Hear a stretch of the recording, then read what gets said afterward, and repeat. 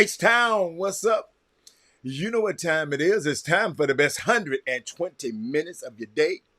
The Chop Shop, the nation's #1 urban sports talk show, and also your midday sports happy hour. Yours truly, Robert Hatter, alongside Jim Hicks, coming to you live from Houston, Texas. But we broadcasting all over the world via Facebook Live and YouTube Live. And today is Monday. Y'all, let me tell you something.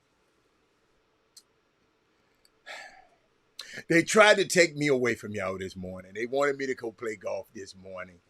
And I said, no, I couldn't do it. It's just too much going on that I got to address today because it's so much. It's going to take me 2 weeks to unpack all of this stuff. Y'all know. Y'all probably got some stuff y'all want to talk about. Matter of fact, put something on the screen if something interesting happened over these last 3 days that we want to talk about. I got some stuff, but I'm just interested. Rod Wells want to talk about the Dodgers. Yes, the Dodgers win. Yes, they got the biggest damn payroll in the world. They should. These two teams got the largest payrolls in the league, so they done bought them a championship. So they should be up 2-0, Rod Wells. And I know. I ain't never what I'm going to talk about. What's there to talk about? I love what Mookie doing. This is a team that I love. I love what Mookie doing. I love Freeman. I love Hernandez. But when more than one person come on here and talk about it, then I'll go. Rod Wells, I'll mention it. But I just can't sit up here and just talk about people that's buying championships like that. They got the two. I think the payroll is 600 and some million each payroll. They supposed to be in the World Series. You know, that's just me. But shout out to Kevin Freeman, Brad Kimball, Rod Wells, Simeon Sims, Daryl Anderson, Thaddeus Moody, Eric Boone. And maybe I'm just not excited. After your visa, are you in the class? Tell me when the kids get in the class. That my girl. Sonya Billis lives in the building. Y'all share the show because I'm telling y'all this going to be epic. And I know y'all don't want to. Y'all don't want to share. Y'all don't want to share because y'all don't want y'all friends. I know Freight B. I know what Freight B doing. Freight don't share nothing. Freight B, I know him. If Freight send me one more damn picture from the damn Kamala Harris rally, I think I'll throw up. If Freight send me one more, did anybody else go to the Kamala Harris rally in Houston, Texas? What's that guy told me, man? It wasn't I told y'all something is at play. When the president come back this close to the thing, something in Houston. And then reproductive rights is on the ballot in Houston. Y'all know if I don't make it, I got my absentee vote. I got my absentee ballot, so I'm going to send that in if I don't make it in time. It's a good time to be in L.A. Yeah, it's a great time. It's a great time to be in L.A. Y'all got to understand. I got the Lakers right around the corner, 3-0. I got James Harden right in Inglewood. And then I got the Dodgers. USC, I wait on that one. But yeah, it's a good time, man. Y'all, I didn't know I was going to come out here in the middle of this onslaught of stuff. And shout out to anybody else go. Did anybody other than Kevin Freeman? Sonya, you didn't go? No, Sonya, you would have posted. I know you ain't went. I just want to know, did anybody else go to the Kamala Harris? Shout out to Beyonce. She said, I'm not here as a celebrity. And I thought, hold up. How many of y'all thought that she was going to show up and sing? If you were not there way ahead of folks, stayed overnight to get in. Well, I know some people. Some of my people, some of my people, they got in. But y'all, there's just so much stuff. Keep talking, because there's so much stuff we got to share this weekend. I might have forgot something. As successful as the Indiana Fever was, Keith Avery, that was a good one. This season, they have fired their coach. Wow. That's a good one. Sonya, they didn't let my girl Sonya. Oh, no. See, Sonya Billis. You are one of the few people that got my number. When stuff like that happen for you, I know you don't want to be bothered. Robert, he's in LA. Something All you got to do is call me, sister. Sister, I know a couple of people in that city now. And I know the people who would let y'all stand on the grass. If you was there, you know what I'm talking about. No, no, no, no, no, no, no, no, no, no. They still got the high. They still got the highest payroll. Okay, the Mets. Okay, so okay, the Yankees and the Mets have the highest. Okay, okay. So the Yankees, in the what you call it, right there with them, ain't it? Rod Wells, I don't think that one ain't gonna that one ain't good enough. Rod Wells. There are a lot of NBA coaching vacancies. There are Rice football looking for a new head coach already. I know they was rumbling to get in, but you wasn't gonna go that way. You would have said, Robert Hatter, you wasn't gonna go that way. I was gonna send you the way that everybody can't get in. Son, you come on now. All right. Everybody else can't do that. Son, you can. Son, you got my number. I know they was out there. I know. Freight must have been Freight probably slept there. He probably slept there. He wanted to be in. But what else happened? Rod Wells, I love you. I love you. Keep on talking. Blue wave, yeah, it was a blue wave. It was blue wave. Oh, you talking about blue wave? Oh, James Amari, were you there? Big coach, were you there? Ain't nowhere in the world I'd have been in that city and I wasn't there. Matt Shue was in the building. Melvin Dews, I see y'all sneaking in. Oh, it's gonna be crazy today, Matt. It's gonna be crazy. Y'all need to check, text, tag, tell somebody. I got something for y'all. Oh my goodness, I got something for y'all. Y'all need to text this. I know ain't nobody that told y'all this. I just got it. Hot off the press. I miss you too, Matt. Matt. Hey, Matt. Hey, Matt. Your homeboy representing out here on the golf tour. Matt, I'm gonna tell you something, Matt. I've never been in a situation where I've been around this many good golfers at one time in one setting, Matt. Man, you got me. I got to call you, man. I got to call you. I mean, I don't care because shit, I'm good too. But I just, that's just like you walk in the gym and everybody can hoop. You follow me? You know, in the gym, most time it's gonna be somebody that can't hoop. Somebody gonna be a weak link. But Matt, I was out there in a group of about 28 golfers. They had 70 this morning. I couldn't. It was coming from I think they were coming from San Diego. It was coming from all over San Francisco, all over LA. They played today, and they wanted some of me. But I'm gonna tell y'all something. I wasn't gonna go anyway. You know why? Let me tell you why. Y'all know I've been injured, out for a month and something. Hey, Crystal, I've been out for a month.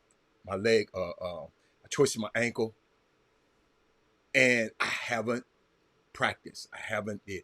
This was a big money game. I just was not comfortable. I like to prepare. If I'm gonna play in a tournament like that, I want to be prepared. Not to say I wouldn't have did good because I don't know, because you never know in golf. But I just like to prepare before I go to a big tournament like that. So I did not go this morning. They wasn't gonna get out there and get my money this morning. I'm sorry. But Alfio, that note too long. I'm not about to read all that mess. Rest in peace to Coach Amir. I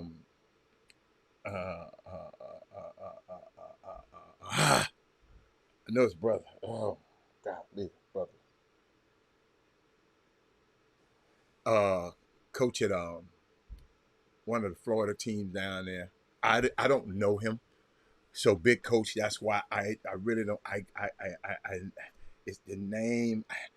I know his brother, and his name is I can't get it. My mind is just not there this morning. But you can put his name up there. Just don't put Coach Amir up there. Put the whole name up there, because you got me. But just passed away at 43 years old. Kevin Jones, what's up, baby? Where you been? You don't call me, man. You don't write me. South Florida. But what's his last name? His brother, Sharif Abdul Rahim. Thank you. Yes, Amir Abdul Rahim. That's Sharif. I know Sharif real good. I don't know. Never met his brother before, but pretty good coach. And he passed away this weekend. He had illness, some illness. I don't know what it is, and they say it was a pretty bad illness. So, what else we got? Anybody else? The New York Mets, yes, they got 600 million payroll. Well, okay.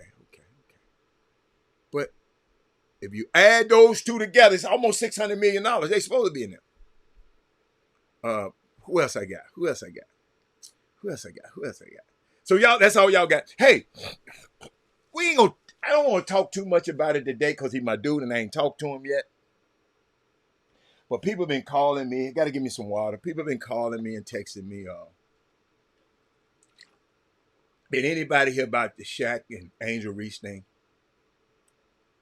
If not, we're going to talk about it tomorrow. If not, we're going to talk about it now.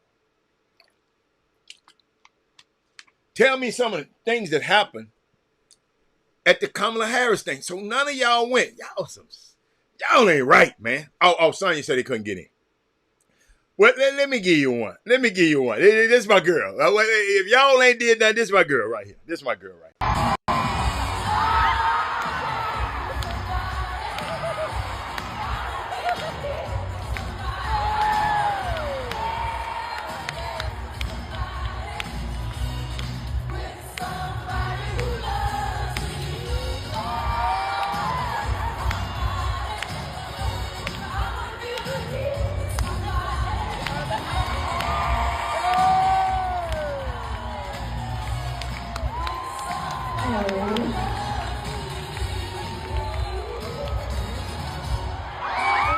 That's what happened. That's my highlight. I mean, it had a lot of highlights because they went in. Beyonce and Kelly went in. Shout out to those two young women. I remember those they were some young girls. Kelly and her mom attended the same church that I went to, so I've been knowing her for forever. And it's just unique, man. But say a prayer for the family of Coach Bill Goffney at Westfield High School. What did he coach? What did Bill Goffney coach at Westfield? Tell us what he coached. Please just give me information when you put it up on the screen. You got to understand, Darryl Barnes. We got people all over the world watching the show. Okay? So Crystal Fordham lives in Atlanta. She might not know who Bill Goffney is. So let's speak with complete, let's say a prayer for the family of Coach Bill Goffney, the Westfield High School basketball coach. Say a prayer for him. Now Crystal know who he is, and everybody else who know who he is. What's up, Demar? He said, yes, I heard and watched the interview. What interview did you watch, DeMar? Because I don't know. See, I'm getting it in. Yes, I'm getting it in now. Okay, Westfield High School boys basketball coach. Thank you, Kevin Freeman. Y'all understand that y'all just, I know y'all just, y'all is people watching this show that y'all have no clue who watching this show. I know y'all just thinking, I'm finna clicking on and see what this Negro got to say today. I know. But other people don't think about it like that. I'm just letting you know. Odyssey, play of the weekend, the Commanders and the Redskins. Oh my God, yes. You know, I don't like to talk about football as much as I used to All the Chanel. Oh, okay. See there? You got to help me, Coach. You got to realize, DeMar, it's a whole lot of, but we'll talk about it now. We'll talk about it tomorrow. Crystal. I don't know where to go, Crystal, today. Who okayed that D Wade statue? I've been to several. I've been to 3 Hall of Fame ceremonies in Canton, and some of them busts don't be looking right, and they don't be looking right. They don't be looking like the guys. But this thing with D Wade was kind of terrible. I don't know who did that statue, but we'll talk about that in the next couple of days. A lot of people talking about that. But I saw this video, and none of us, I ain't heard none of y'all talk about this. What's your feeling about this? I want to hear your feelings about this. Nothing bad, nothing messy. Vanessa, oh my God, it's Vanessa. Hey, Vanessa, how you doing? But explain this to me, and because I'm out here on the West Coast, and it has happened since I've been gone. But somebody posted this and said, Robert, I never heard nobody on this show even mention it. Watch this. That's crazy to me, y'all. The Turkey Leg Hut really closed on a Saturday, man. It's a Saturday and it ain't no more turkey leg, y'all. Houston, how y'all feel about this, man? Golly, H-Town staple, man. That's crazy to me, y'all. The Turkey Leg Hut really. What do y'all think? Even Crystal, all the way in Atlanta, but she used to live here. She knows about the Turkey Leg Hut. Even the people out here, they know about the turkey. What happened? I don't know. What happened? I don't go there that much. I went in the beginning, but when it got to be too much, I didn't go anymore. Oh,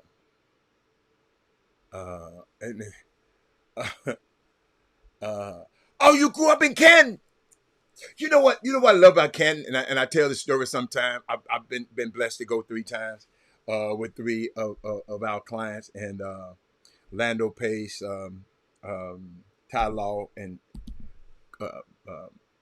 Charles Woodson. Oh, y'all, don't tell them I said that. Yeah, I'm just getting shut the show because this is about to be good. And what's so unique about Canton and Crystal? Each time I go, the whole city this is a small city, y'all. I'm telling you that the best hotel is the Holiday Inn Select.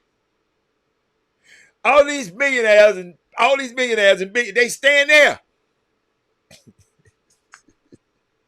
Or they might be at somebody's house. I don't know. But it's a real small town. Jamie said it became the spot for tourists more than for Houstonians. I've never been there before. You never been there before? It was bad business, Coach. The customer service went downhill. Okay. Thank you, Jamie.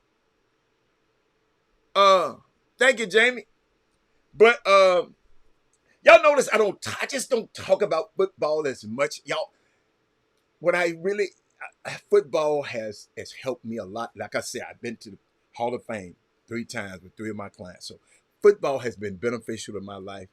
But when it hurting others, see, I'm different. Some people, well, as long as I'm getting mine, my mama just did. I'm sorry, y'all. She didn't raise me like that. But Canton, Ohio is a unique place. And I never forget this. Crystal, what's his name? James Baker. We walked into the museum. He took me on a little tour of the museum, and he got, I think at that time it was 256 people in the Football Hall of Fame. And he said something, and I never thought about it like this. He said, Robert, it's 256 players in here, only in history, and you represented 3 of them.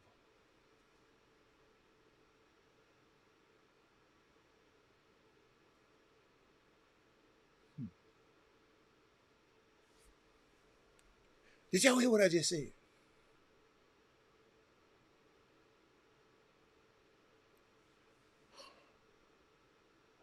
Y'all, I never thought about that ever in my life. Somebody brought it to my attention. So my hotel, because y'all was so hard to get, I could have got a hotel here, but a partner of mine, I brought him with me, and I just, I don't want to impose. So our hotel was far out. I'll never forget. I got to tell the story, because people was looking at me like, what the hell? So my hotel was about 45 hour away. 45, might be 40, toward Cleveland, I think. Closer to Cleveland. So, Crystal. So I was there all day just to hang out. Hang out, all the players, everybody stay in the same hotel. So they sitting out on the patio, get free Frank. I got Frank O'Hara. I get meet all of them. Oh, Fred Belentikov. Oh, it's just everybody. They just sit there. Now you couldn't just walk up, because they had gates to keep you away, but the other people away. But you just, if you in this hotel, if you in the loop, you in this environment. So all of a sudden, I'm there with Ty Law all day. Charles was with his family a lot, so I wasn't with him as that much because he was the honoree that day. Ty Law was just there to support it because he was there a couple of years before. So me and him hanging out, we just talking, we doing this, they doing everything, we doing everything. Just y'all just sitting there. Warren Sapp and Charles Haley has to be my two favorite people to just be around and tell stories. They tell something. Charles Haley was one of the craziest people in NFL history, y'all. See, I'm talking about the history. I ain't talking about the NFL they got now. I don't like what they're doing right now. But the history was bad too. So, y'all, I'm conflicted. I'm conflicted. My heart is torn because a game that helps my family out a lot, I don't like it as much as I used to. Is that all right? A company that you used to work for, you don't like it as much as you work for. You don't like it as much as you used to because they did some stuff. You follow me? That's where I'm at. So I didn't have time. So Ty said, let's go. I said, let's go where? We going to the Hall of Fame. I lost time because we in there just talking. Yo, I got on a polo shirt and some shorts and some sneakers. Now I'm cool. I got my golf outfit. I'm cool. But I had a suit just for that. He said, man, you got to go with me now because now I see why he wanted me to go with him. He said, I want you to go with me. I said, okay. So Crystal, I pulled up in there. So I went with him. We get in this van. This place. So he had his gold jacket on.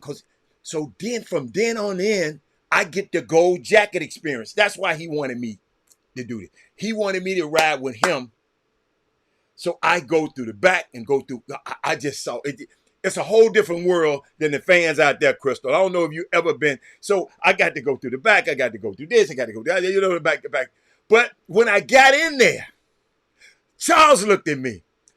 Everybody looked at me and looked at me like, because I usually have a suit on.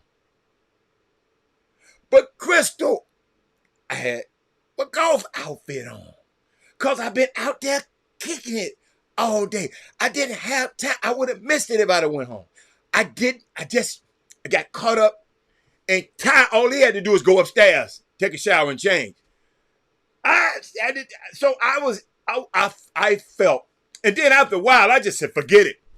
I forget it. I ain't taking no pictures, but I forget it. But boy, before I went to that after party, I went and put on my suit. But I'll never forget how uncomfortable I felt that day because everybody looking at me like you ain't got on no clothes. It was crazy. It was crazy. I'll never forget it, y'all. That's just my little story, Jamie. But let me get back. He seemed like the turkey head hut had a lot of haters. What you mean by haters? Yes, the football field is where my high school games were played. Wow. Canton is a small and very white. Yes, it is. We shared the airport with Akron, yes, and I flew into Cleveland, which is why after leaving Canton in 1881, don't particularly go back for the event. Okay, my family works doing it. Hall of Fame. My mother was a lifetime Hall of Fame game tickets. Thank you. What's up there? What's up there, Mr. Millie? Melinda, how you doing, man? Shout out to you, man. I got a chance to see your son play when they came out here and played against USC. I was at the game. I didn't stay to halftime. My phone was going out, and I took an Uber. If I'd have known that it wasn't that crowded, I would have drove. But I took an Uber, so I didn't. My phone was running out. So what happens when your phone running out? You can't take no Uber, right? So my phone was running out. I didn't want to go in there and ask nobody to charge my phone because I got the newer kind, and the newer kind maybe they didn't have the charge. I don't know. So but I didn't get a chance to stay because I wanted to stay in Hollywood West. But shout out to them young people out there playing. But let me see. Let me keep going. So that was the Hall of Fame. So where am I going now? Turkey Leg Hut. Okay, we got that. Y'all got to help me. Cause I'm gonna bring Women Rock Wednesday a day early. Y'all, somebody help me. Now, y'all know I don't watch a lot of this stuff. But who is this girl named Sweetie? She spelled her name Saweetei. Anybody know who Sweetie is? Excuse me, Saweetey.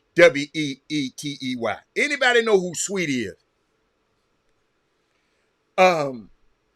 Somebody help me. Who is Sweetie? Explain her to me because I never heard her songs, but she got to be the cutest little thing in the world. So don't nobody know her. So this is what I got, y'all. I'm out here on the West Coast. So some people went to San Diego State. Evidently she was in the dance crew at San Diego State. I didn't know that. Y'all got to forgive me. The old man don't be keeping up with all this. Share the show because I need your help.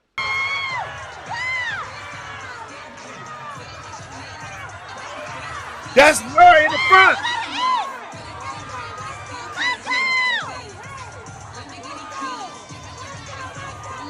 She a rapper? Oh my goodness.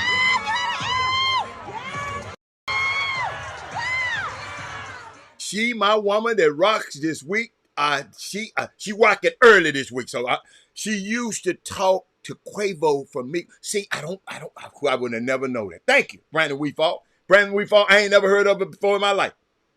Because I said, what is her name? Salty? Saweetie? Then they told me, I should have asked my son or my daughter.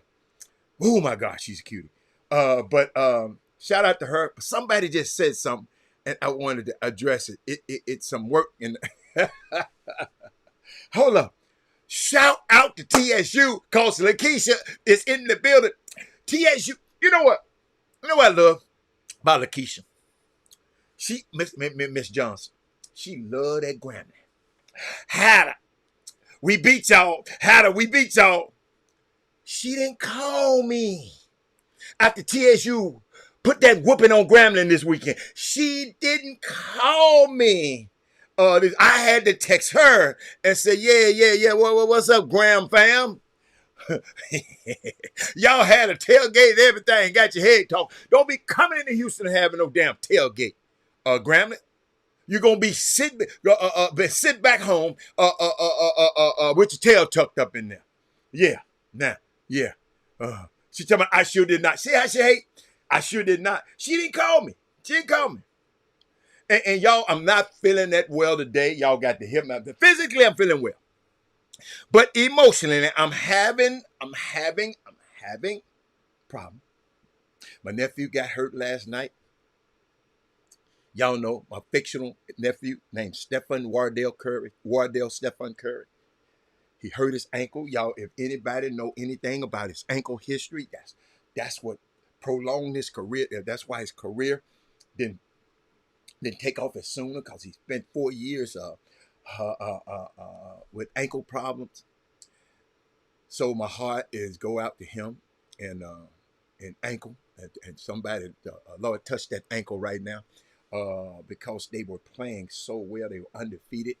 And shout out to him, man, for having that young team that people didn't think was going to do nothing, but now he's hurt. But I'm gonna keep going. I'm gonna keep going. I'm gonna keep going because yeah, I'm gonna talk about the Lakers. I'm gonna talk about the Lakers. I got to. We got to talk about it because guess what? If they were 0-3, y'all would be tearing their head off. So I got to talk about it. I got to talk about it. But the Magic City Classic, that one place that I got to go now. I got to go because they were inviting me back then in the day, and I never went. But they said a projected economic impact of $20 million was infused into Birmingham. 20,000 attended the it was a free the tailgate festival on Wednesday. 69,125 attended the Magic City Classic, the football game. 30,000 fans outside of Legion Field on game day that couldn't get in.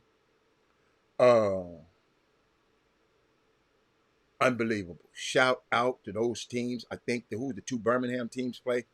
Birmingham. Who's Birmingham? Well, I mean, what was it? Alabama State and Alabama A&M? Are those the two teams that play every year? Oh, Herb. Yes, sir. Yes, sir. I concur. That's all I can say. I concur. Oh, y'all didn't tell me I had two faces up there. I'm just going down my list, y'all, because we're going to talk about everything. I'm just going down some lists that I threw up. Y'all,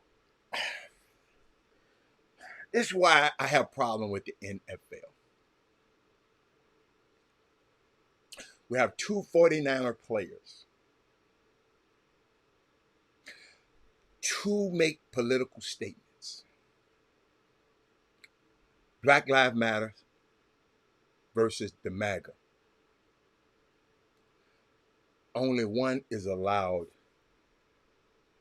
by the NFL.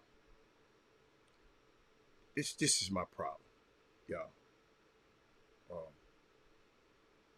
It's my problem.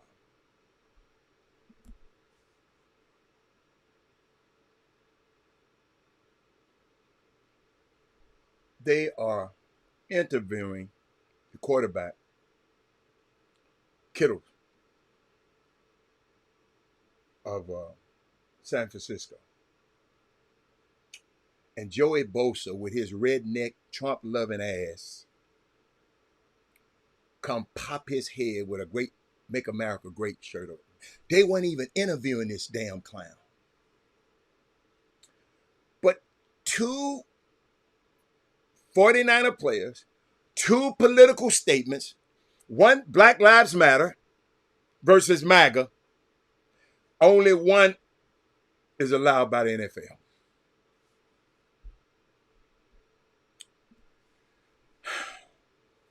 Let me show it to you. See, y'all, sometimes I just watch this. Points in the first half. What was said during halftime? Hey, all right, Nick Bosa with a message there. What points in the first half? What was said during halftime? Hey, all right, Nick Bosa with a message there. What points in the first half? What was said? Everything was halftime? giggles when he did that. All right, Nick Bosa with a message there. What points in the first half? What was said during halftime? Hey, all right, Nick Bosa with a message there. And the brother right there giggled.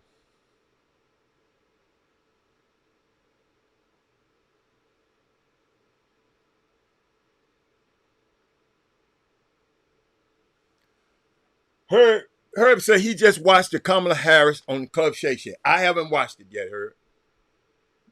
I haven't watched it yet.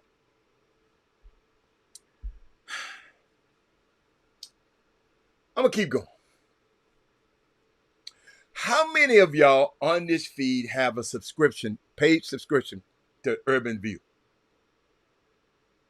Just let me know.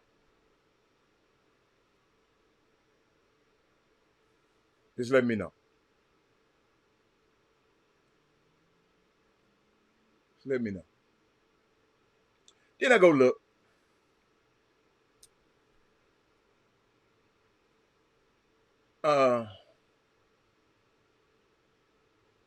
Yeah, Crystal. Crystal, you know I'm gonna get back to that. Y'all know I'm just throwing you some. I'm coming back now. Don't get it twisted. This is why I don't like being. This is why I always tell y'all I'm not a fan. I like certain players. Fan is the root word of fanatic. Y'all, I heard this and I cringed. Watch this.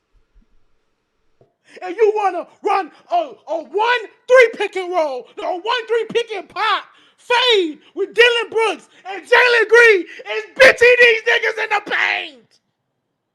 No! You in year 10, man. You've been playing high-quality basketball for 15 years. You went to Wichita State, and them niggas know how to hoop. So I don't know what's wrong with you. It's unbelievable, dog. Shout out Cam Whitmore. Played his ass off. I ain't gonna fault you. It's a high intensity moment. Turnovers happen. Shit happened. I ain't gonna fault you. You went out there and balled. That You literally went out there wasn't and his balled. fault. The Tari ball was Eason. behind him, nigga. Tari Eason has Jesus. said repeatedly his career was probably on the line. He balling out in a back-to-back. And Joel Embiid, bitch ass, can't do this shit. He balling out. This shit unbelievable, dog. We know what Dylan Brooks gonna do, so we just got to deal with it. He gonna take some dumb shots, but he also gonna be the hustle heart of the team. Nigga, this shit unbelievable. Got Chris Paul swinging on your ass. That was in that Twitter spaces that I've never used before. Is it that bad out there? They want us.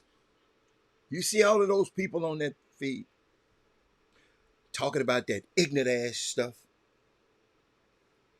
That's what they want us focus on. Worry about what Fred Van Fleet doing. I'm gonna explain to y'all in case nobody ever told you.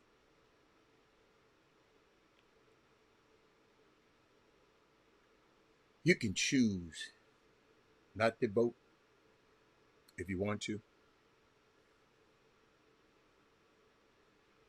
But the people who don't want you to have the benefits, they are voting.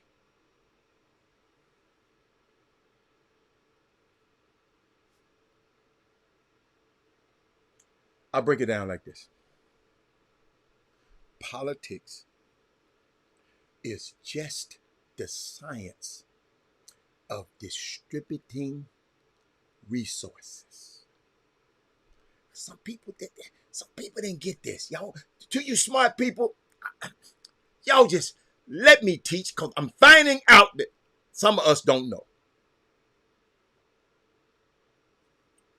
Politics is just the science of distributing resources.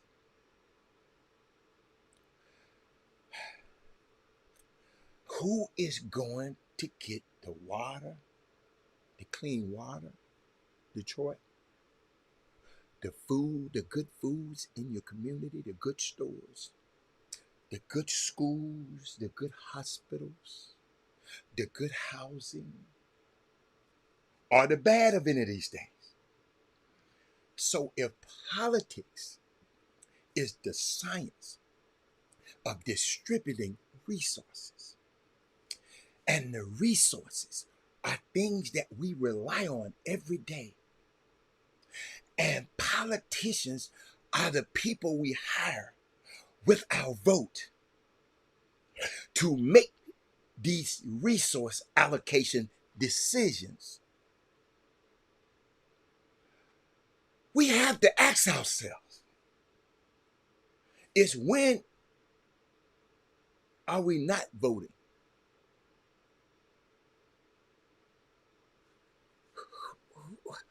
Who does this?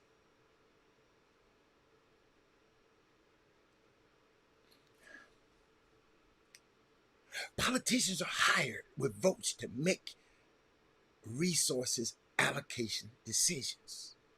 Jeffrey Reed,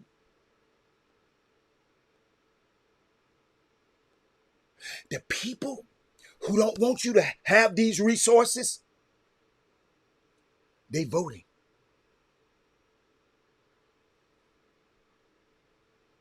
And all you us black Americans who talking about the war in Gaza, and let me tell y'all something. Let me stop y'all. Let me stop you. Just give me something to think about. Black Americans who are advocating for issues in countries outside of the United States. Quick question. Have you ever seen or heard of those individuals supporting your struggles and working towards your rights here in America?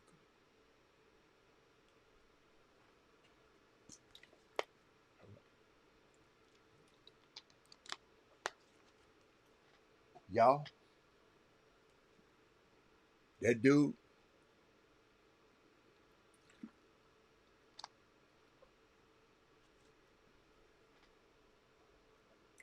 I'm sorry, but I'm not going to give up the last 85 years of civil rights and put my voting rights in jeopardy because 1% of the population in Michigan is upset over a decade-long conflict over in the Middle East on the other side of the world that has nothing to do with me or my community. Trump holding a Klan rally with the Proud Boys and other white nationalists in Madison Square Garden yesterday. There's not a single decent person left voting for if you're voting for him. Not one. You can pretend all you want, but you're voting for America's Hitler, and I want you to own it. This is what I want you to do. Yesterday, the Proud Boys and the Nazis were gathered in Madison Square Garden. I'm going to give you some information.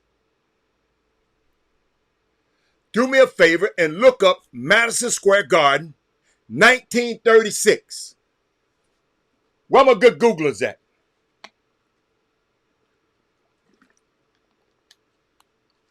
Where my Googlers at? Look it up for me. Shit, let me look. I'm just going to put it up. Hold on. I'm gonna put it in the same way y'all do. Watch this. I don't want that. I want Safari. Madison. Watch this. Madison Square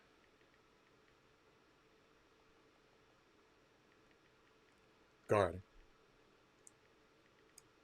1936.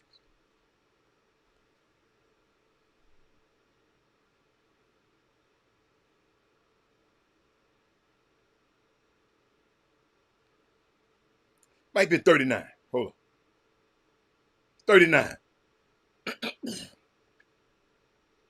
Matter. Hold on. No, that wasn't it. That wasn't it. Not Franklin, no.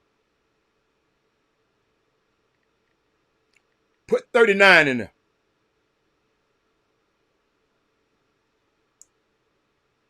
I invert these numbers, y'all.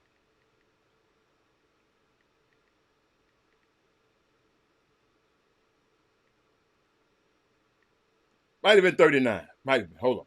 Let me see. Yes, 39. 39. I'm sorry. February the 20th, 1939.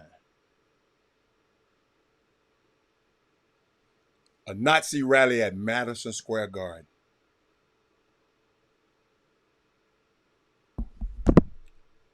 They went back to do that. That's symbolic. Why is Trump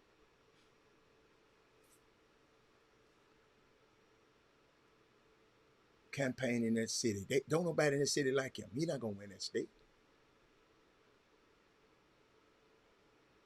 It's 1939, Trey Phillips. Duh. If you're going to correct me with the right number. 39. I told you I inverted the numbers. But I was just thinking about that.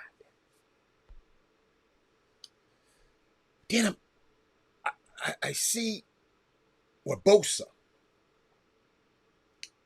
what he did. Then you got this kicker named Reese Burkhardt from Texas Tech. That school y'all know that leaves a lot to be desired to me.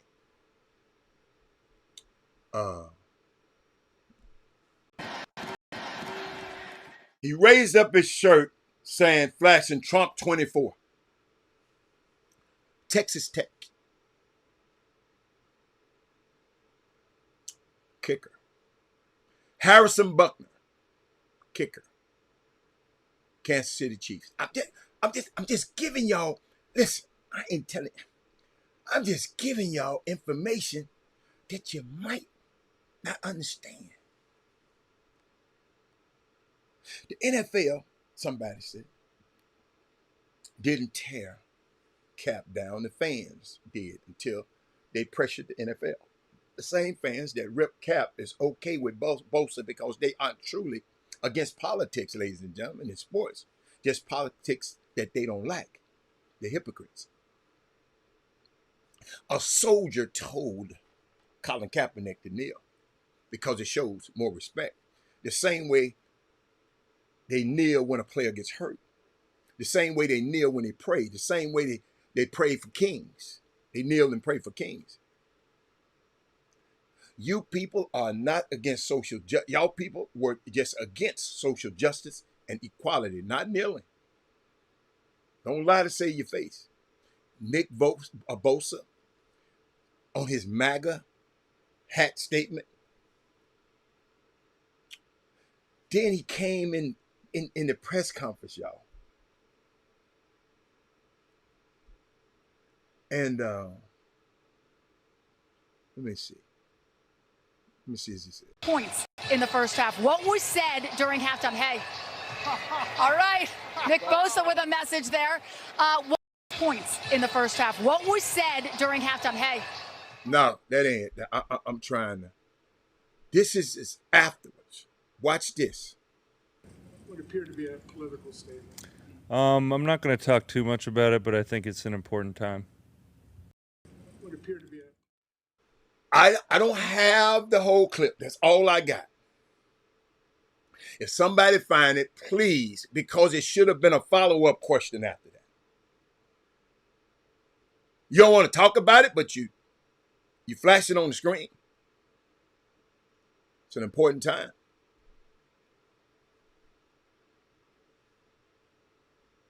Let me keep going. I'm just going, y'all. I'm just going. Did you hear what the comedian said? Yes, I heard what the comedian said. You think I didn't? Watch this. Let me see. Let's see.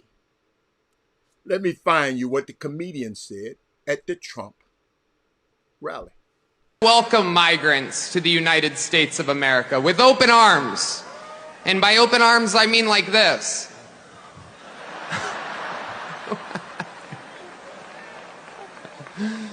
It's wild. And these Latinos, they love making babies too. Just know that. They do. They do. There's no pulling out. They don't do that. They come inside, just like they did to our country. Republicans are the party with a good sense of humor. It is absolutely wild times. It really, really is. And, you know, there's a lot going on. Like, I don't know if you guys know this, but there's literally a floating island of garbage in the middle of the ocean right now. Yeah. I think it's called Puerto Rico. Okay. All right. Okay. We're getting there. No, welcome, my... That ain't it. That ain't it. That ain't it. Hold on. I got something else for you. Hold on. I just got to look for it. I just had it.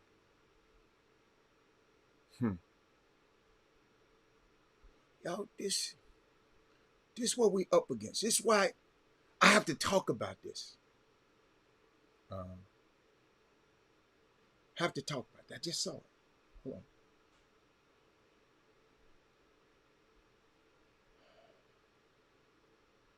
It's close. It's close. He came back and said, gosh, why didn't I just play it Here it is.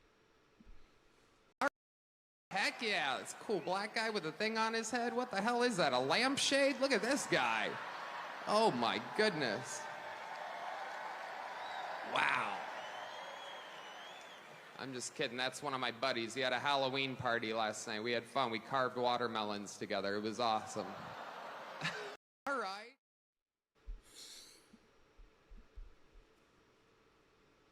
And then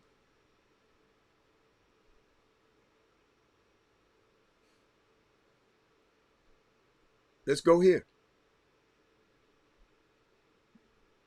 The cartels are gone. The criminal migrants are gone. The gangs are gone. America is for Americans and Americans only. One man. And that man, ladies and gentlemen, that man took a bullet for you. He took a bullet for democracy. And the cartels are gone. Can anybody tell me who said that speech in history? I'm connecting some dots here. Somebody mentioned that speech. Somebody, I'll help you. German is for Germans and Germans only. Adolf Hitler, 1934. Thank you, Doug.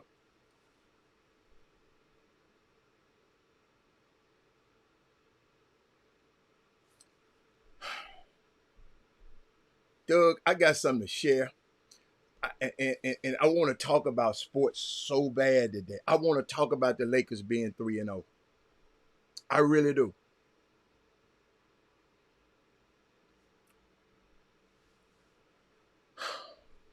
I want to talk about Brandon Ingram hitting a shot over Anthony Simons. And you know what happened after that.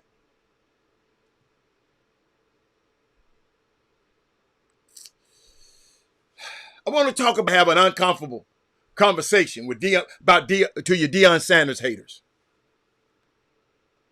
Coach Prime can coach, y'all. Colorado now have won 6 games. Colorado has won 6 or more games in a season just once. Since 2007, over that period of time, Colorado Buffaloes have had 8 head coaches, but none like Deion Sanders. A couple of years ago, when you say Colorado dominate all 3 phases of the game, a young man told me they used to think you used to say Instagram, TikTok, and Twitter. But now when you said they dominated all 3 phases of the game, you're talking about offense, defense, and special teams. They can run the ball now. They've always been the best passer because they got Shador. Then you got people that'll put this on the screen. Sonya, you know I'm going somewhere. Y'all, I'm setting y'all up.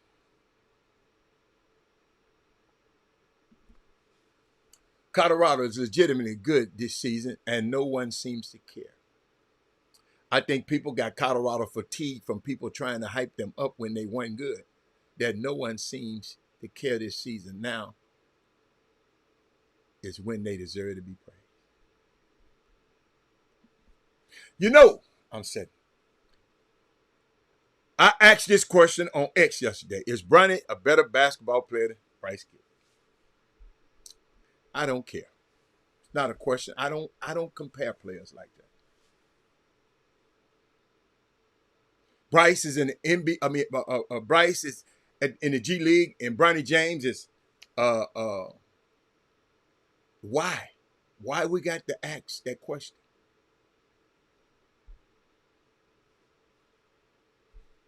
Why we got to ask that question?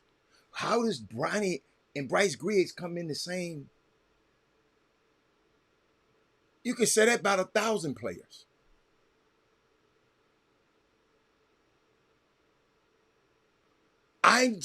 Comparison is the thief of joy. I just never get into that. I leave that to y'all. I never get into who's better, Michael Jordan and LeBron James debate. I never get into the debates. I never get the bet who's better than who. I just never get into. It's just because it's a matter of opinion. Bronny is an NBA player, and you comparing him to, wow.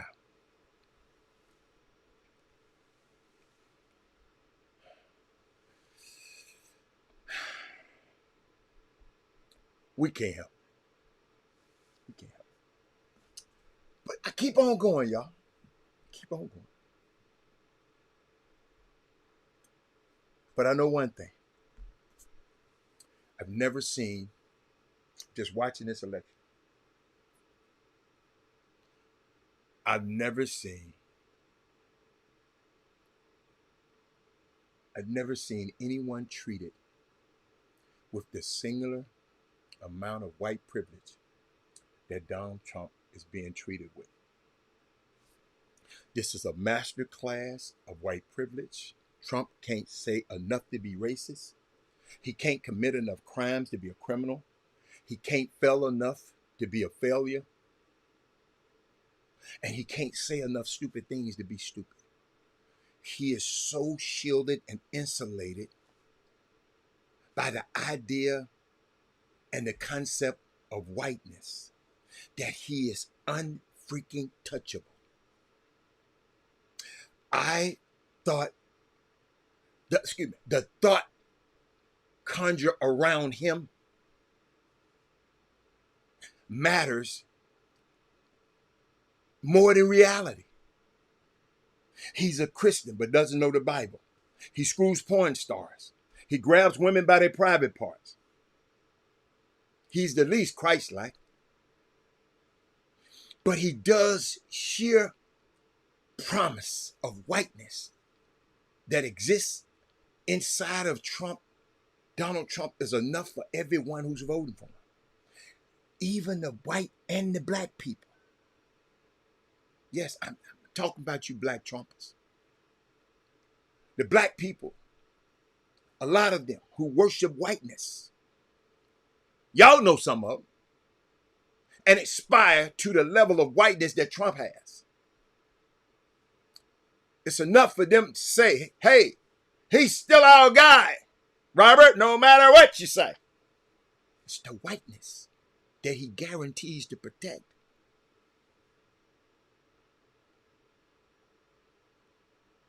It's unbelievable. It's unbelievable. And I'm sitting here thinking about us. Doug, I like this one. Van Jones said that. Trump is allowed to be lawless and Kamala has to be flawless. To some of us, I don't mind them other people, but y'all, it cringe me. See, I know there are people that are orators, but not necessarily organizers.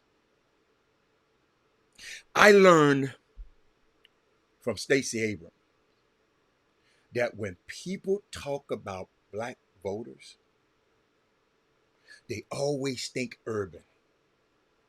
Y'all, we got 8 days left. We got 8 days of me talking about this. They never think rural.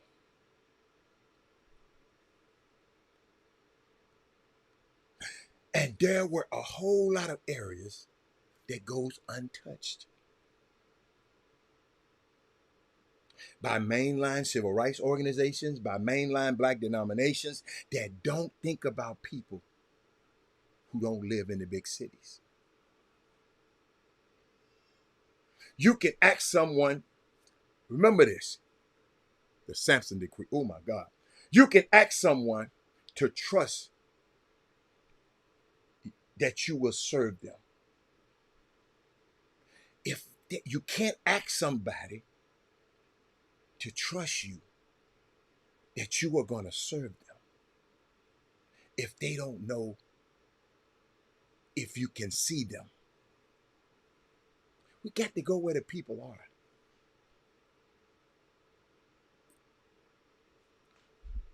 Y'all, I'm on phone calls. I was on a call last night with the black men and Barack Obama. Great call. Oh my God. You meet people where they are in this voting thing, not where you want them to be. My mama told me that a long time ago. That means going into those communities and showing up more than once. You can't drive through and just say, hey, I was there.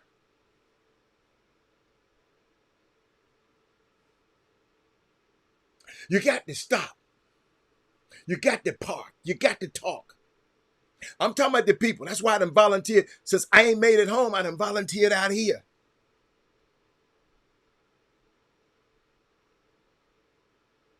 Let me tell y'all something. Contrary to what them people saying and trying to get us to go against each other, black men vote at high rates. Let me repeat that. Black men historically votes at high rates. Not just as high as black women. But nobody explain it like that. Men vote less than women, period, across all categories. Black men have been consistently high voters, y'all. It's always been a little margin of difference. And that's because black men tend to be more conservative than black women. I done found out something, Doug. What I'm seeing in this election is a wider margin, and it's been driven by two areas because it's usually just 2 or 3 point gap. But what I'm seeing now in this election is a wider margin that's driven by two areas. One is that we know that our younger black men under the age of 50, there are more of them that consider voting for the Republican candidate. Not Trump, the Republican candidate. And part because they have also been the target of consistent, not just outreach from the party, but they have been targeted for disinformation in a way that goes underreported. And I'm here to report it today. Not to say, fellas, that they trick you. I done heard some of the same stuff y'all done heard. They got me talking negative. Some friend of mine was talking negative about Kamala Harris back in 2016. And I went for it. 2020. And I went for it. But what I did, I said, man, let me go see who this woman is my day. Jay Jackson said he had to check a co-worker just yesterday with unqualified mess. Listen to all her qualification. He ran off mumbling some stupid stuff. Black dude haven't voted in years. Dude, go sit down somewhere. Yeah. The squeaky, they just talking. They ain't gonna vote anyway. But let me say,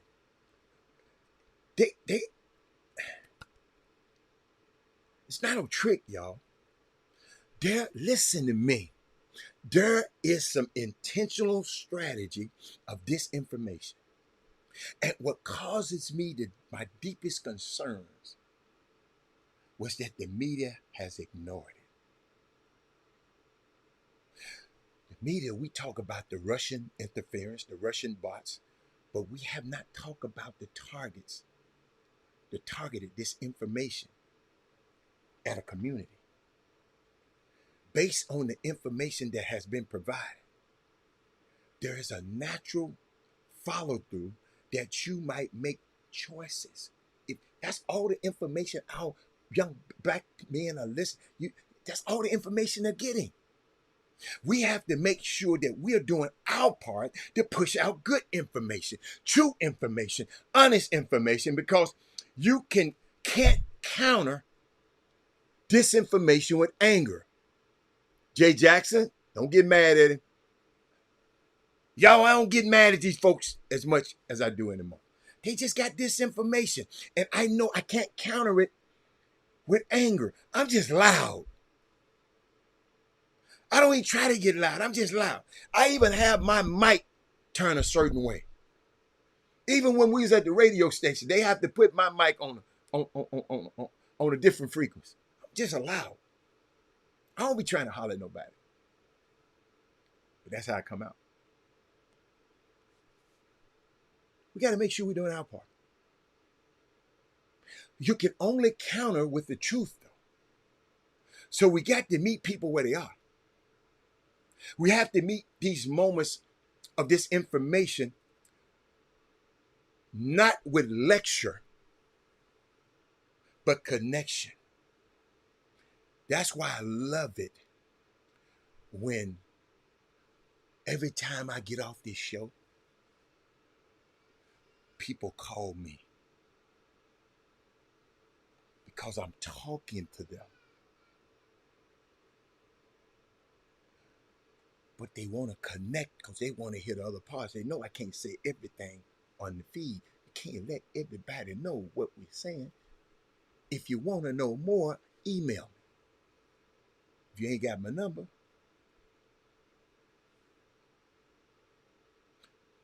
we got to talk with you, contact with you, and we have to connect with you. Every day on this show, I'm trying to talk with you. I'm trying to contact with you. I'm trying to connect with you. And y'all, we got to listen. I remember when the New York Times, y'all hear me on this one. This one gonna be good. I remember when the New York Times article said that Stacey Abrams was struggling with black men when she was running for governor. Ladies and gentlemen, she had the same support that Senator Warnock had. The same, exact. But because she was a black woman making this outreach, it was seen as a moment of struggle. Oh, goodness, that's good, Robert Hatter.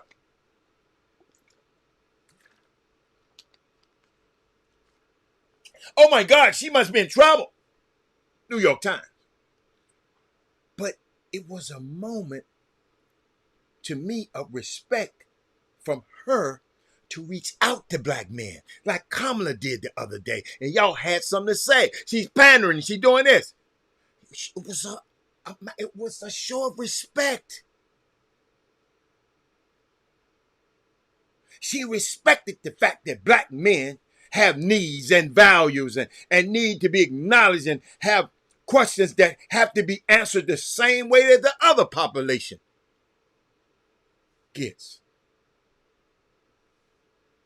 And as I was watching the Harris's campaign, and the reason I know this, y'all, because I look back at the Stacey Abrams. But as I was watching the Harris campaign, is doing that type of outreach, and what I'm hearing coming back is that she must be in trouble. Hell no, she in trouble. She's been respectful. See, y'all don't even understand when people trying to be respectful for you. You've been disrespectful for so long. She's been respectful. Why would you ever expect a candidate to gain your vote if you're not willing to ask for help, black men? She met with those guys. I gave you information a year and a half before. I go Google it. She met with those guys. Even Fox joked about it. You're giving dinners. You're giving expensive dinners, black dinners to black entrepreneurs.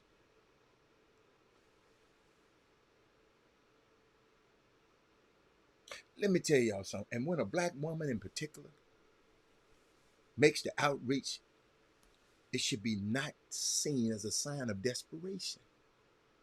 It should be seen as a sign of respect and admiration. And it's definitely not what we're seeing from the other side. Y'all, what time is it? I got to think about this. I want to share something else with you. Because he said, you preach, Robert Half. Shout out to the Lakers. They're 3-0. I told you, Eric, don't panic. Bronny is 3-0 in his career.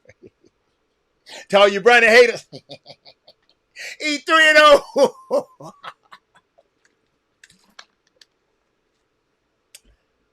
But let me get back. I'm gonna throw some in and out of here for y'all. I'm gonna throw, because if you put some up there, you know I'm gonna say something. But I was just thinking about the church.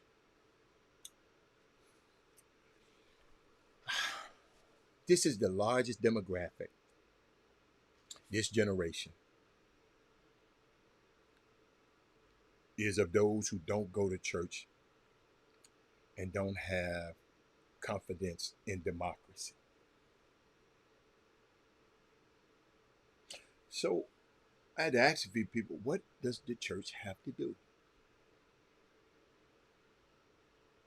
I read something in the Washington Post that black churches no longer are the cultural influences as it once was in days gone by for the election of young black people. What do the black church has to do to level that?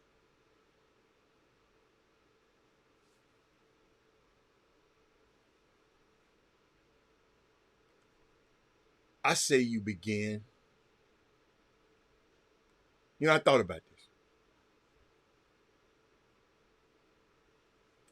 No, Beyonce didn't push her over the top. I've always thought Kamala Harris. That woman had 100 days, Eric. At 100 days, and this man been campaigning for 500 days, 590 days.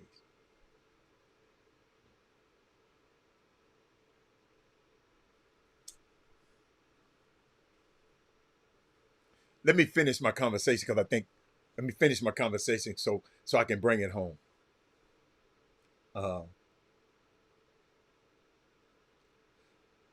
These questions was asked me, what do the black church has to do? Black church has to do to level that. And I said, we got to begin where things started to fall apart. Y'all got to realize we have a generation that has access to more information instantaneously than any other generation that preceded it. We also have a generation that has faced more trauma, turmoil, and constant threat than previous generations. Let's say it's post-Reconstruction, because we can never do a comparative with slavery. I'm talking about post-Reconstruction. Reconstruction after slavery, in case you didn't know. But in this moment, there are young people who not only know what's happening, George, they know what's happening to everyone else. They know where it's happening and they know who is doing it. And they were told, when we achieve outcomes of the Voting Rights Act and the Civil Rights Act, that things should be better. These some smart young people. They got all this information, y'all. They have not seen in their recent experience the kinds of seismic shifts that you and I understand. Some of us understand. I remember what happened.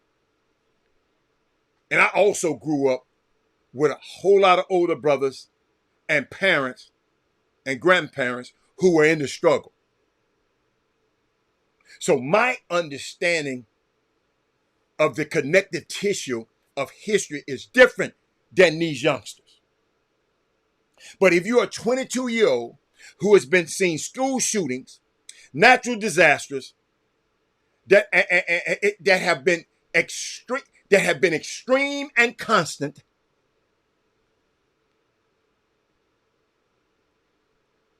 who have seen the demise of democracy right in front of our face, January 6th, at the hands of a man who built his legacy on castigating and denigrating your community. You've seen For the first generation since Reconstruction, your civil rights actually being stolen from you if you're a woman.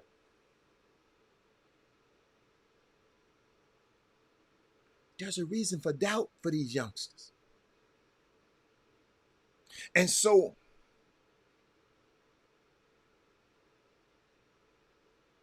into the space where the black church can enter is not chastise you for not being there, but give you a reason to come back. Become the center of the community again by showing up and serve the problems that the people see. See, too many churches feel the job is to talk about it and not be about it. Pandemic is a natural disaster. Pandemic is under natural disasters. Heard. Guess you wasn't listening.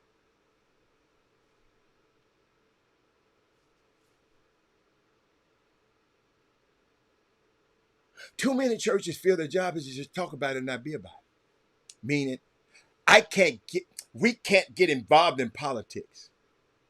Y'all, let me tell y'all something. Let me explain that to y'all in case you did. This is not about partisanship. Not being partisan. Churches are precluded from partisanship. They are not precluded from politics.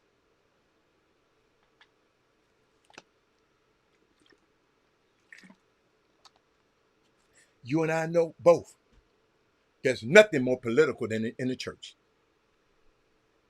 And therefore, we have to be engaged in meeting people where they are, meeting their needs, talking about why school shootings matter. Should be talked about in the church. Shouldn't be talked about on CNN. They ain't gonna do nothing. Not just on Sunday, but the church being the locus for the action that demands that we have gun safety laws, gun safety laws, and this in every state. See, we just talk about the expensive nature of housing. If we are not also lobbying to make sure that those who are in charge are providing solutions, we ain't doing that, church. The church has to be what it was when it was the center of culture. When I grew up, it was also the center of solutions.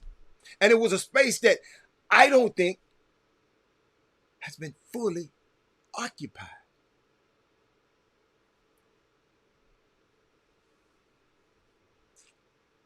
Then I sit there the other day, heard. Y'all talk back to me. I looked at the words DEI and I went and looked at them fresh. All churches bring in representatives to talk to the church. That got to do more than that. Got to do more than that on Sunday.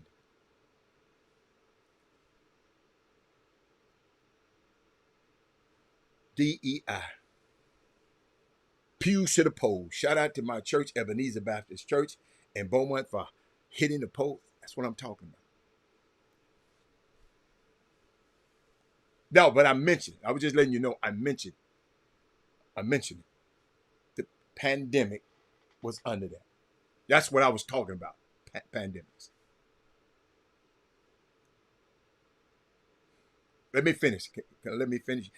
You don't have to be right. It's okay. It's all right. It's okay. It's chill. Talking about something that's very important. That ain't important. Diversity, equity, and inclusion. DEI.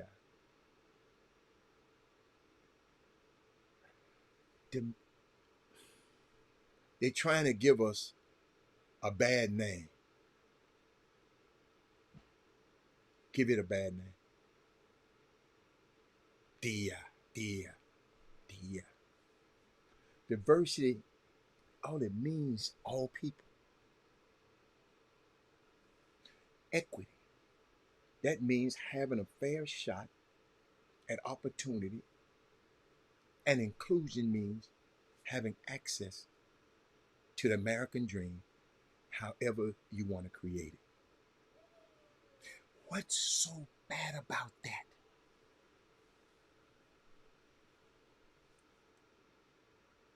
Have anybody ever thought about what's so bad about that? Heard? The attacks on DEI are not because DEI don't work. It's because it worked too well. Oh my goodness. It's because the Voting Rights Act changed who got elected. To all you people who don't want to vote. And now Kamala Harris can stand for president. And we have a competitive election.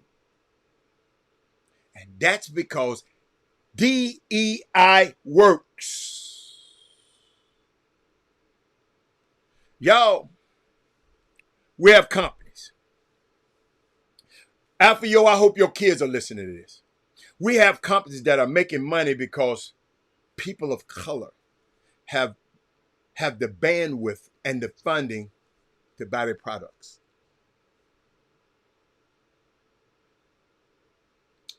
But we also see a difference in how this nation works because DEI works.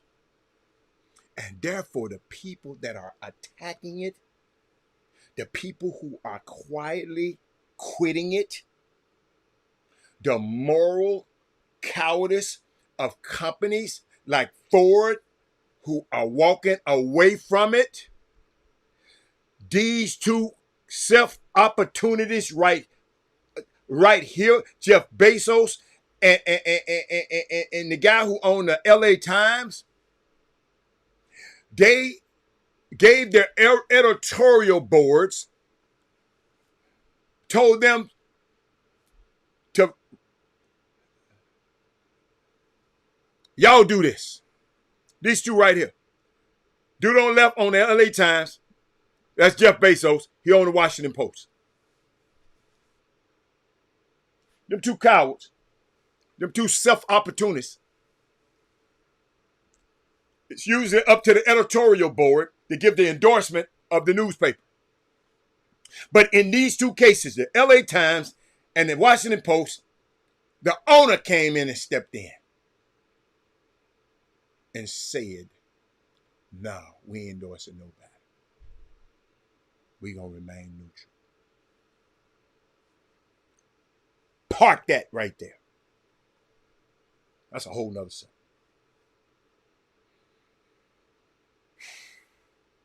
The moral cowardice of companies like Ford who are walking away from DEI. And they are doing so not because DEI works, but because they do not like the fact that those who depend on DEI failures are now facing the consequences of its success. We got access, baby. Y'all, I can't wait to get to this aprnetwork.org. I'm going to encourage y'all to sign up and check it out. aprnetwork.org. They will give you the talking points on why DEI works. They have an amazing campaign. They know that this is they know the people that want to destroy DEI. And they have a pretty simple system. It's you demonize the language, make us pretend that we don't like DEI.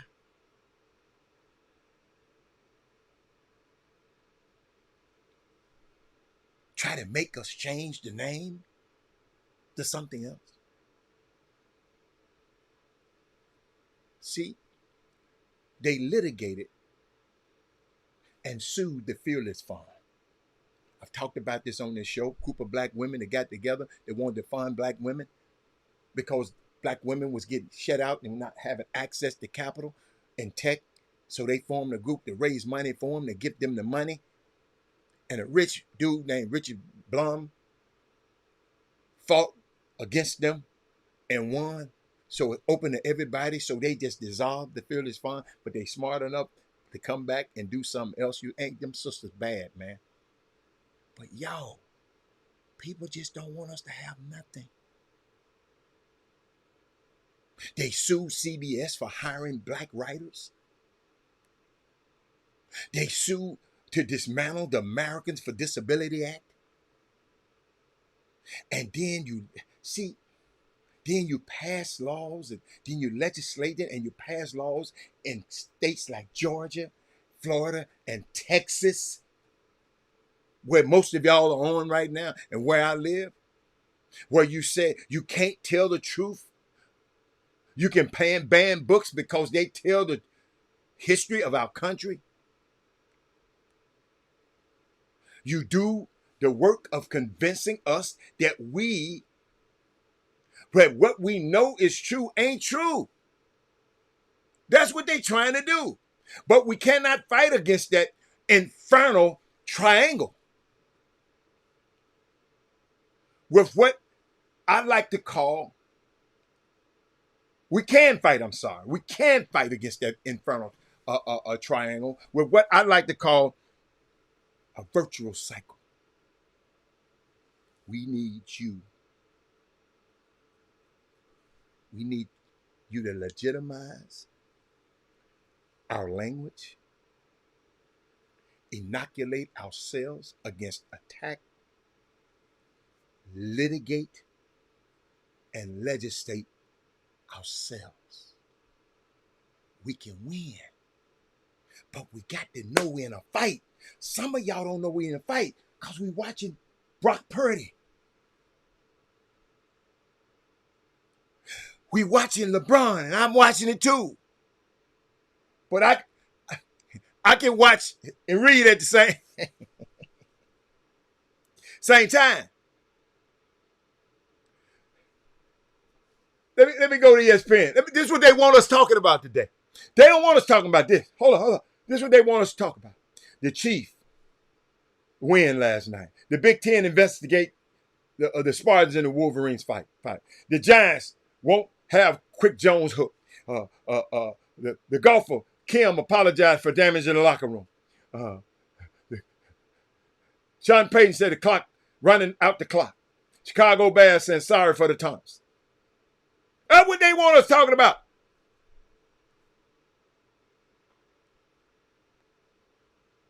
That's what they want us talking about, Herb. My young people at the beautiful campus, on the beautiful campus of Lake City School of Sports and Sciences, by way of the sports and entertainment marketing class. Y'all got to use this information.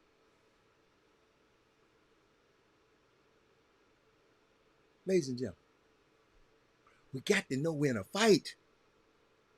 We ain't in the fight. That's why they was winning. See, when we vote for the president, gosh, I didn't mean to go here, Herb. But when we vote for the president, a lot of people don't understand that the Supreme Court is at stake. There's a whole lot on the line with the Supreme Court in this coming election, presidential election. We need to understand the three branches of governments we learned in school. The president determines who sits on the Supreme Court. When you have the ability to make those appointments, when we saw what happened to President Obama, I'm still mad at him. When Mitch McConnell was the Senate Majority Leader and he refused to bring the Congress but then I'm glad he didn't. You know, I'm kind of glad he didn't, Mitch, because that Merrick Garland ain't worth a hell with the DOJ. He's over Attorney General now, and he's terrible. So you know what? It's okay. I ain't mad at you no more, Mitch, because Mitch forestalled the president from being able to make those appointments. That meant that Trump became president and had access to 3 seats.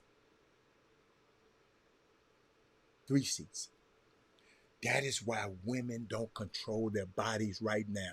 Those 3 seats. Y'all be thinking folk be playing with this. That's why they did that. Roe v. Wade was the number 1. That's why they put this little unqualified. Let me put her ass up on the screen. Unqualified ass woman up there. Amy Coney Barrett, the handmaiden. She on the Supreme Court, y'all. 2 years in private practice. Never tried a case. Never argued an appeal. Never argued before the Supreme Court. Most private work involves civil cases, not criminal cases. 15 years as a teacher.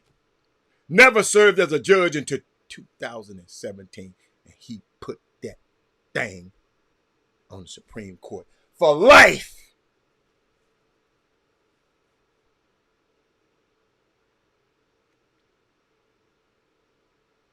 That's why women do not control their bodies right now. Irrespective to our belief about abortion or your belief about abortion,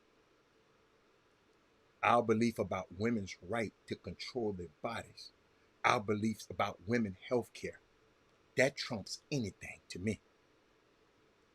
What's her name? Amber Thurman died because of an abortion ban that said doctors had to question if they can treat her.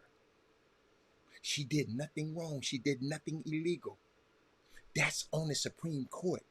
And Trump set 3 of those just for them to... The fact that we can't... Listen, the fact that we can't get guns out of our school is the Supreme Court. So if we want better for our children, better for our families, we got to use the system that we have, ladies and gentlemen. Which y'all complain, not y'all, but you know y'all talking to some people. Like somebody, Jay Jackson say, you're arguing with some dude up there. We can change the system maybe one day, but can't wait till the system changes before we engage. When people says, not politics, I don't want to be in politics. What politics is into you, and it's a stalker. I'm not into politics. You know how them girls now. I'm not into him. But he's into you. And he's stalking your ass. And the U.S. Supreme Court, when you look at the ages of who is currently on the court, what happened next? And the fact that they don't have a full and effective Voting Rights Act anymore. Y'all, they finna gut the Voting Rights Act.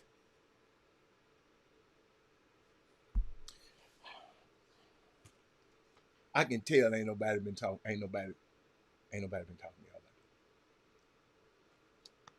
Y'all got me drinking.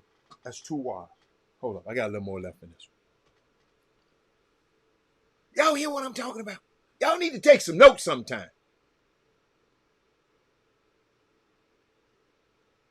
The reason voter suppression happens at such a pace is because the Supreme Court struck down Section 5 of the Voting Rights Act, and they come in and get the rest of it. So, if we want more, if we want what we had, let's know what more. Let's get back what we had. We got to get control. And that begins with you voting for the President of the United States. And let me put this plug. Vote all the way down the ballot. The same DA who refused to prosecute Ahmaud Arbery, killers, and white men who killed him, lost her job because we decided to vote. They voted her ass out. These judges making decisions about our community where you live, those judges are often elected votes. So let's keep a note of this. And let's vote as a block. Chop Shop, that's why I said we got to form a political action committee. It ain't much work. I know y'all think, well, I don't want to do nothing else, Robert. I want to go see a high school basketball game. They gonna cut that out on your ass, and what you gonna do? They gonna say, you Negroes can't rent no gyms no more. Y'all can't rent no gyms no more. What y'all gonna do? Play outside?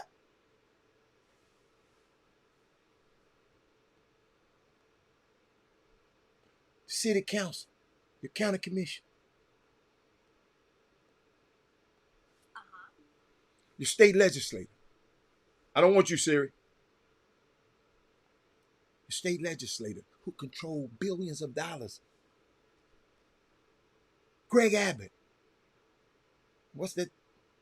Them other people up there. They control billions of dollars. Your state Congress. We are not guaranteed a victory, y'all, but we are guaranteed access, which is how you get victory. I know.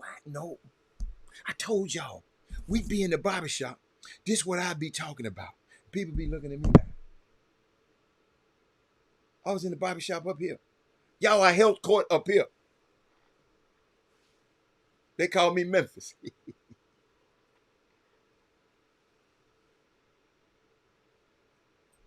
And to those of you, I'm going to give you a little of this before we get out of here. I know, let me see, what else I was going to talk to y'all about today? I had some more stuff.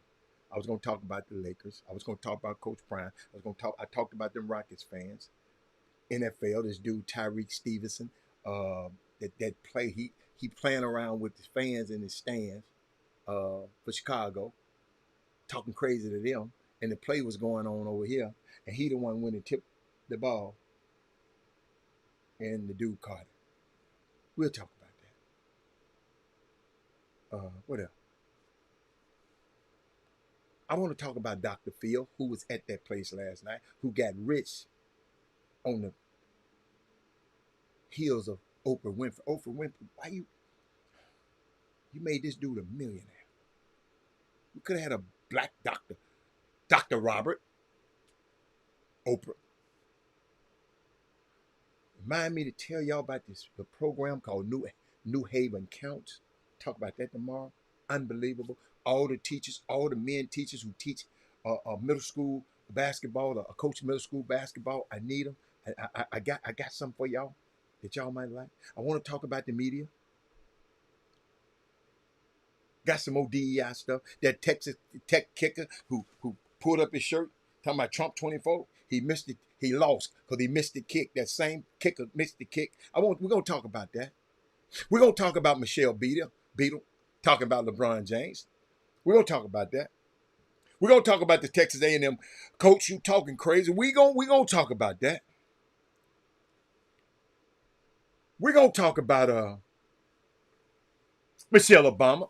Oh yes, she tore it down. We're gonna talk about the newspaper endorsements. I told you I was gonna tie it in, but I'm not gonna be able to tie it in today. It's 120 minutes, and boy, we're gonna talk about the jets. We're gonna talk about jet planes. I don't know, y'all. I got this fascination for jet planes.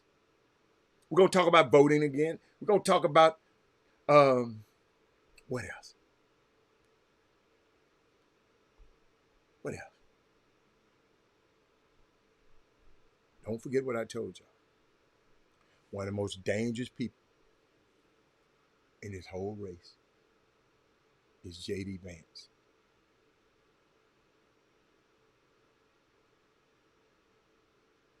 J.D. Vance. But I got a lot of emails, and people want to know about Project 2025. Let me just give you a little something. But I got a lot of something, but I'm gonna give you a little something. To all the people who think that Project 2025 is fantasy land, I'm going to give you the cheat code.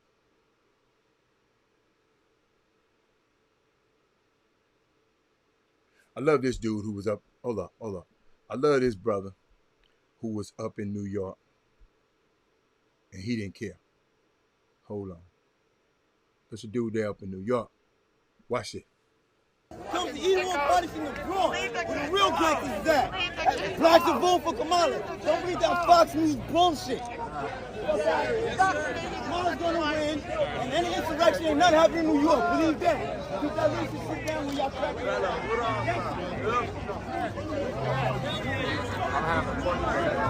Come to either one party from the Bronx. Did y'all hear what he said? I'm gonna play it again. I know y'all ain't heard nothing. Watch this. Where he at? He was right in the middle of the Power Boys and the Trumpers. Come to either one party from the Bronx, where the real gangsters is at. Blacks are voting for Kamala. Don't believe that Fox News bullshit. They come down to the Bronx. Any insurrection ain't nothing. Come to either one. Ain't no insurrection happening in New York. Bring your ass to the Bronx, where the real gangsters Party are. from the Bronx, where the real gangsters is at. Blacks are voting for Kamala. Don't believe Blacks are voting for Kamala. He said Kamala. Kamala. He ain't got that yet. that Fox News bullshit. Don't y'all read that, listen to that Fox News BS. Kamala's gonna win, and any insurrection ain't nothing happening in New York. Ain't no insurrection happening up here. Believe that. Keep that racist You can believe that. shit down when y'all crack it up. You know what? I was thinking about Sonya Billingsley. She said, Robert, I had tickets to get in, but I couldn't get in. People were standing out in that line. Why would you stand out there in that line just to come in there and boo? That means you had to stand out in that hot ass sun, and you come in Houston and you gonna boo Kamala Harris, and she just brush y'all. Because there was a dude who was finna whoop. There was a dude finna do something to that dude in there. They was booing while she was talking. Y'all, these people are serious. Let me give you a little bit, and I'm going to get you out of here. I'm going to give you the cheat code. This is what at stake. This is what at stake. And this is what's on the line with Project 2025. The Heritage Foundation, look it up, has been around for more than 40 years. Actually, they have been producing a version of which folks which folks have ignored. Okay? Until we saw it play out. In this document they call Project 2025, when they started it, it was called the Mandate of Leadership. It came out after Reagan. That's when they started publishing it. Tomorrow, I'm going to give you some history on that. They said that they said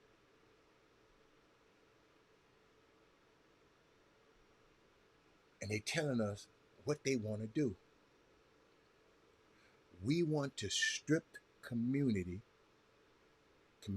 of color from access. Because when you get access, you get what? Power. Duh.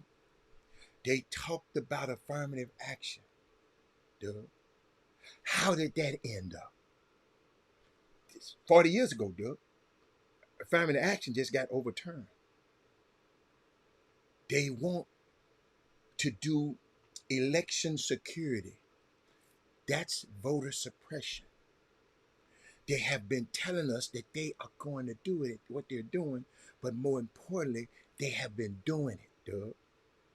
So when they said Project 25 is dangerous, it's because we've seen Project 25. We've seen it. They have been able to already implement some of it. So here's what they want to do now, though. They've been so angry about what Joe Biden and Kamala Harris was able to achieve. They do not want us to have what we have. Okay? They were angry about Barack Obama, what he achieved. They don't want us to have what we have. And so it's 900 pages of how they plan to fire everybody who works a good government job. I want you to hear me. I want you to hear me, Doug. Doug, what you say? Hold up, Doug. He said, I convinced 2 young men to vote at the homecoming parade. It was refreshing to hear. Question. That's good. Can't wait until this hip heal. Um, no. This is how we're going to beat him. This is how we're going to beat him, Herb. This is how we're going to beat him. See,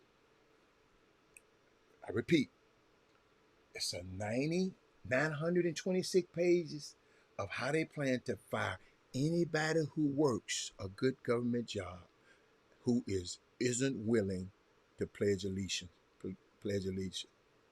to Trump.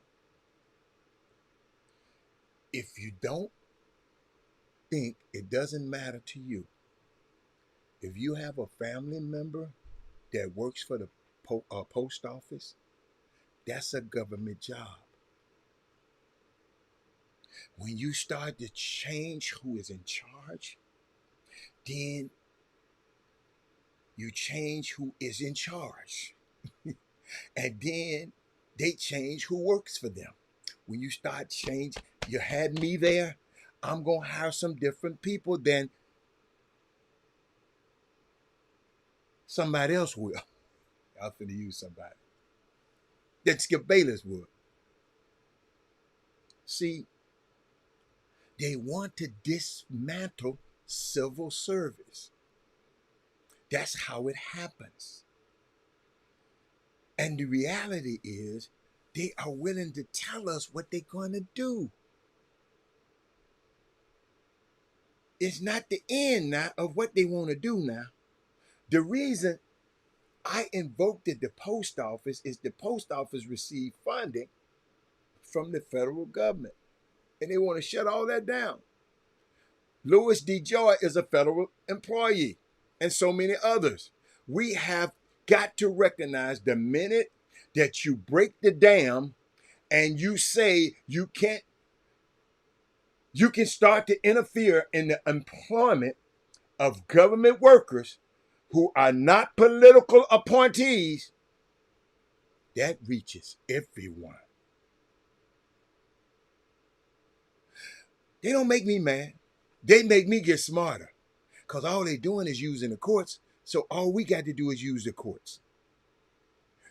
We don't think we in a fight. We want to go brandish our firearm. And they brandishing that damn attorney.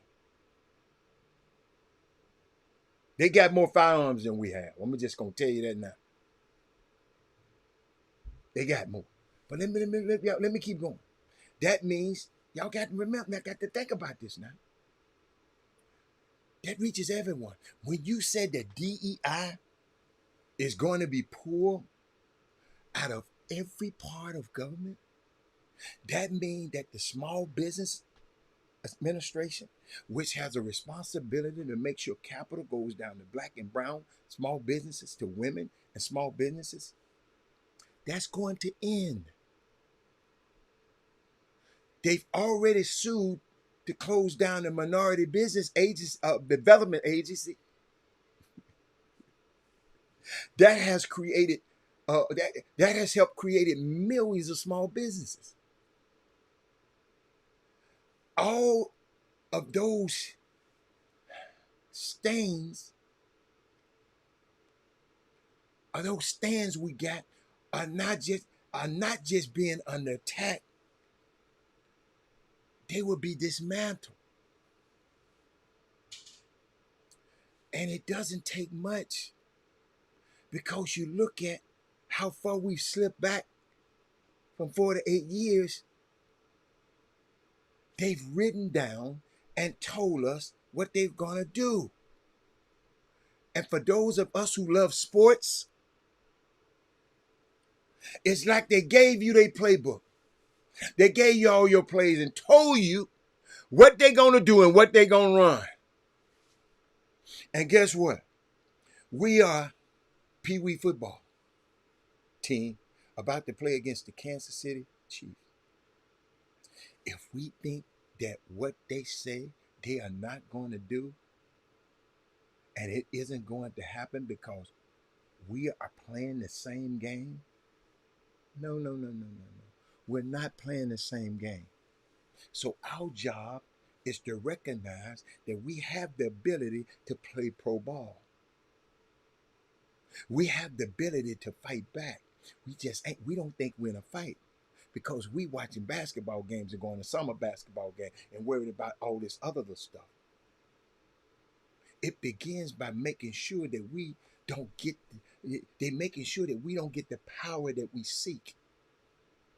Because what they seek is to strip us of our power. That's all. When anybody ever say anything about Project 25, they're trying to strip us of our power.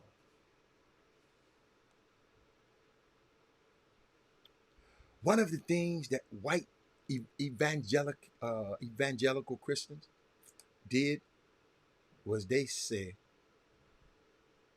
you know what? Let's try to control the school boards. Y'all see what that happened? Because it was controlled. And the school boards, when we can form the curriculum, this is what they saying. They said when we can form a curriculum, then we can dismantle the books because we control the school boards. We didn't even look there. We busy going to a high school basketball game and they controlling the school board of your school. This is why I'm telling y'all talking about, well, this is sport. No. The UIL controls where your kids go to school. It's politics. They got this new dude that just running people in and out of the school system in Houston. I mean, it's just crazy. The HISD. Y'all, we have to prepare people to run for office. How do we mobilize people for the non-sexy positions? Y'all gonna make me run for something.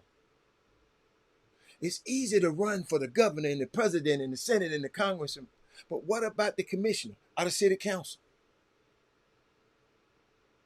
Y'all finna make me, y'all, I'm telling you. See, there's no TV time and no TV ads for them.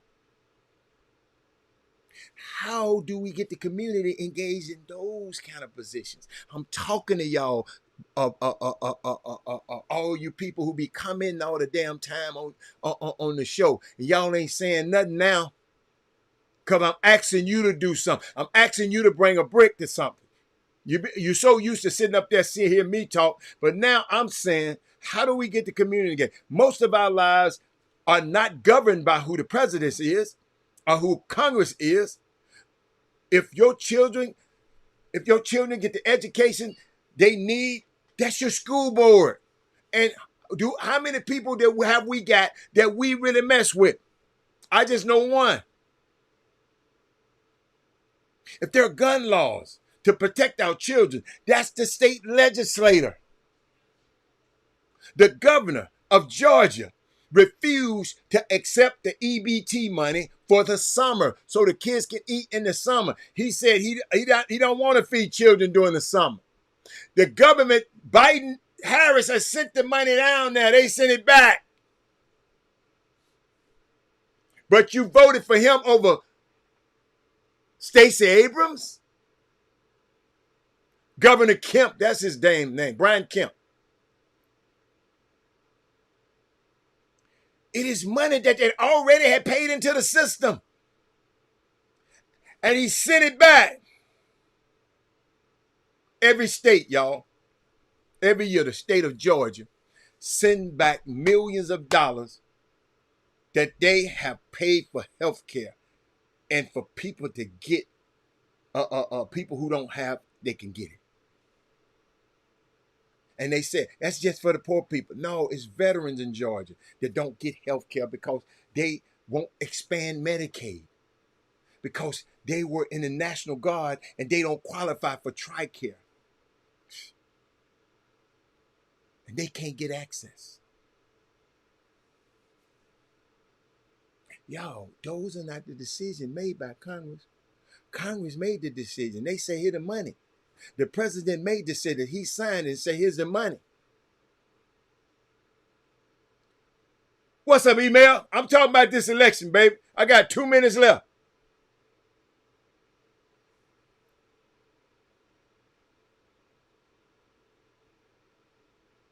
This stuff real. But when your city council won't accept the money because they have to match it, when the county commission won't deploy the money to part of the town's, those decisions are made by local officials. When your child sits in a classroom with books that have been banned since Toni Morrison dared to tell the truth about the history of slavery, her books has been banned in Florida and Texas and in Georgia and probably Louisiana. We live in communities where we think we are immune to the terrible stories that we hear. Anthony Ship, shout out to Anthony Ship. He was at the Kamala Harris rally last week. But I'm giving you something now that she didn't have time to give you at the rally. So she told me to do it. E-Man, Emmanuel Davis, Houston Rockets finest is in the building. That's the problem. It's a city council decision. We live in communities where we think we're immune to this. But we are not immune to these things. They don't happen overnight. They happen gradually. It's like a boiling frog. And we sitting in the water. Email. So if we're not paying attention and we are so asphyxiated on the big jobs and we need to pay attention to vote for the right president, but recognize if you want the president that you vote for to get the help that she needs, let's make sure she get the help that she needs. And the state legislature actually implement it.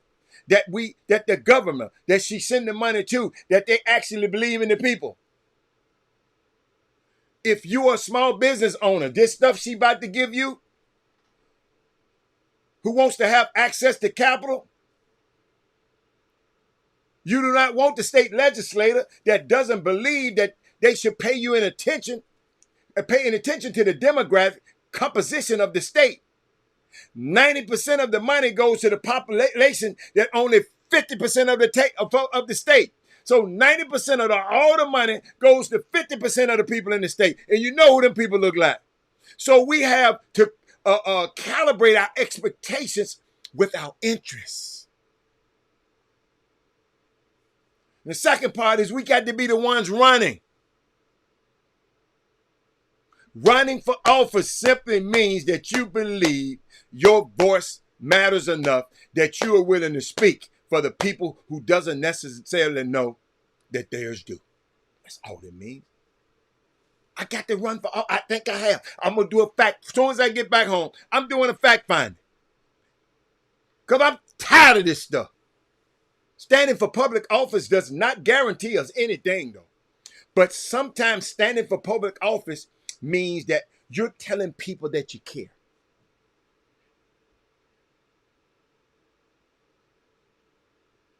It becomes an educational opportunity. Sometimes you just need to let people know what they are entitled to. That's all I do on this show. I try to let you know what you're entitled to. And I don't believe that most people experience voter apathy. It's not that they don't care. They experience voter despair. They don't know that there's something better because they've never seen it happen. When we stand for public office and when we get in and do that public office, that's when things start to change. But we can think that voting is magic. No. You vote and things get done. No. Voting is a medicine. You don't just vote and things just happen. Voting is medicine, email. You can get this to your students. And I think you up there in Pennsylvania. You in a battleground state.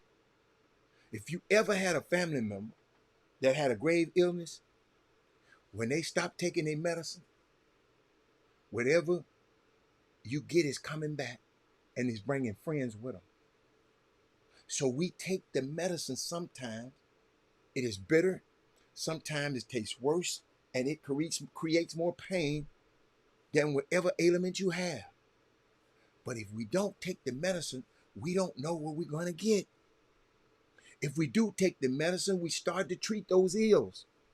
Voting is like medicine. We start to treat the societal ills that we know that we're affected by, and we get stronger. If you look at the communities that get everything they want because they never stop showing up. Damn, I'm 4 minutes over time.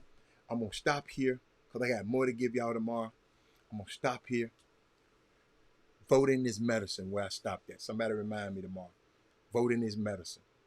But I enjoyed myself. I'm glad you came. Email come early tomorrow because I got to finish this. I got some stuff. We got to know this. We got eight days. Tomorrow we'll have 7 days until we vote.